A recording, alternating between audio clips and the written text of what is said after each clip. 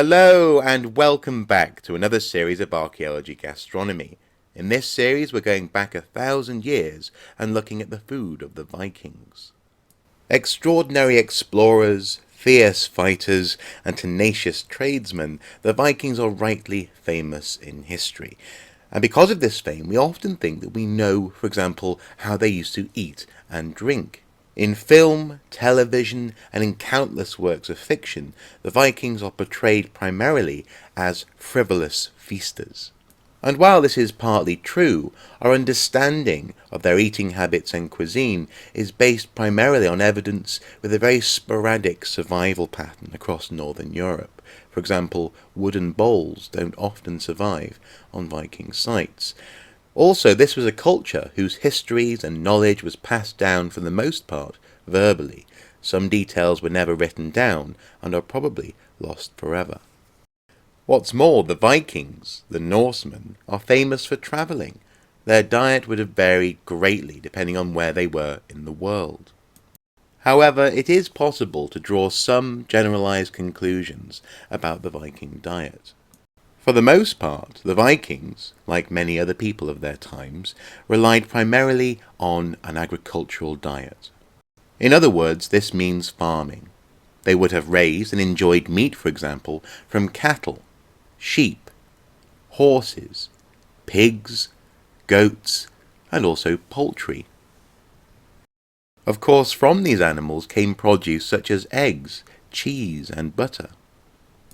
The Vikings cultivated and ate cereals such as barley, rye, oats, and even occasionally wheat.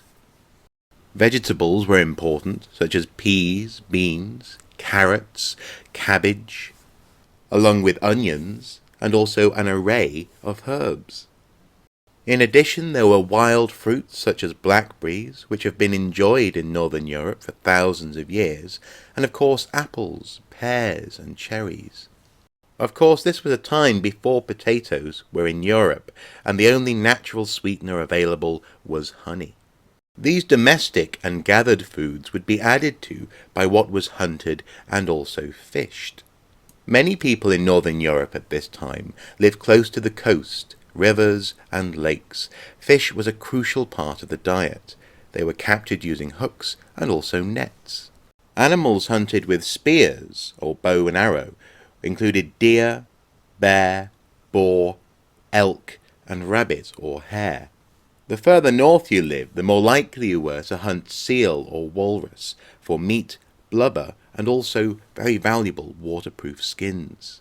The Norse also harvested seabirds and their eggs, and it's highly likely they had a wide knowledge of the medicinal properties of certain plants and herbs. When it came to preserving fish or meat, especially for the winter, smoking or wind drying were the methods of choice.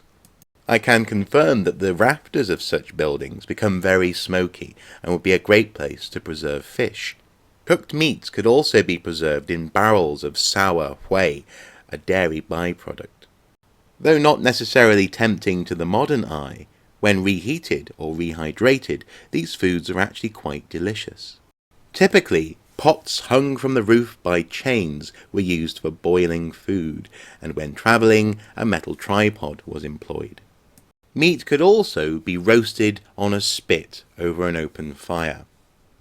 Other cooking implements included griddle pans for cakes and breads, and also something akin to a grill hung over the fire. Flour for bread would be hand ground between two grindstones, the daily grind, and bread would have been eaten straight from the griddle, warm, before it went too hard to eat. What about drinking, I hear you cry? The Vikings were famous for drinking, weren't they? Indeed they were, and weak beer was drunk by everyone, young, old, rich, and poor. It was the only way to guarantee a safe drinking supply. The water about would be too full of sewage.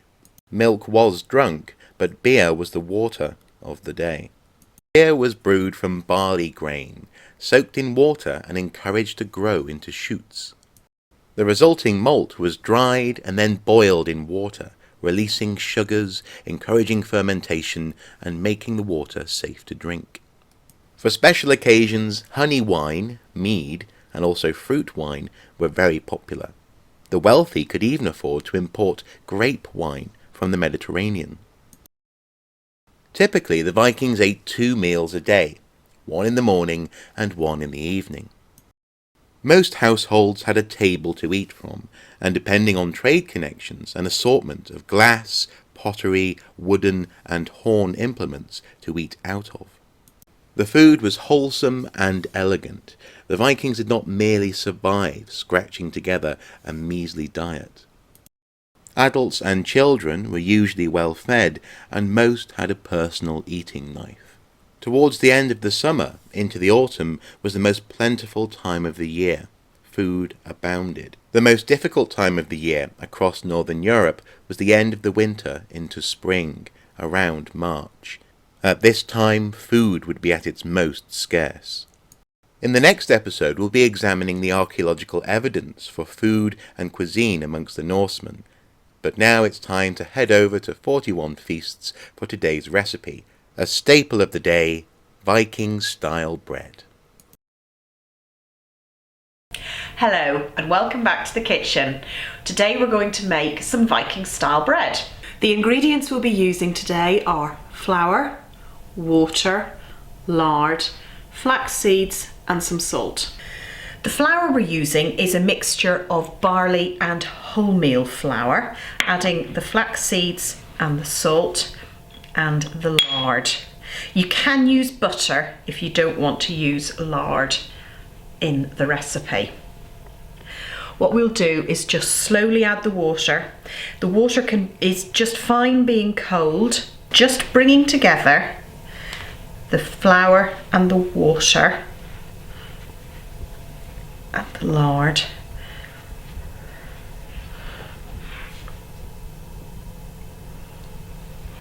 I find that this bread is quite difficult to get it to come together. It's not as easy as sort of normal bread. Now that I've managed to bring it together into a dough, we start to knead it. Gently at first, because it breaks apart quite a bit, but it will get quite elastic in a while. I've kneaded this to quite a smooth consistency. We've used about 300 grams of barley flour and about 100 grams of wholemeal flour. So it's very low in gluten, and because it's quite low in gluten, it doesn't need to be kneaded a lot, and in fact will be one of the reasons why it is quite so difficult to work. So once you've got it blended together, all you need to do is put it in a bowl and leave it for about an hour or so to rest.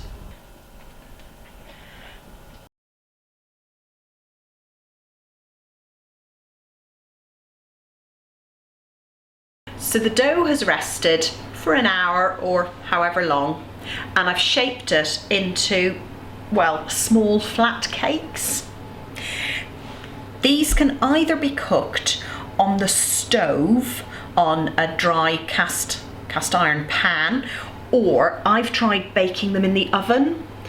Some sources suggest about 150 degrees. I've found that they don't really taste like they've cooked if we've done that, so we're probably going to try them at a higher temperature today.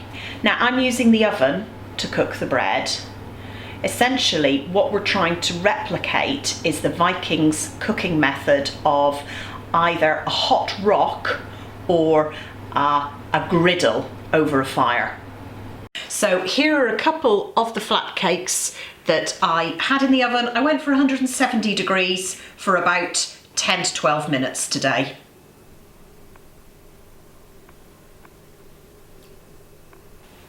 Okay, so Viking-style barley bread. Now, I know that you've already tried out this recipe, and there's a reason why Nicola actually isn't trying this with me. But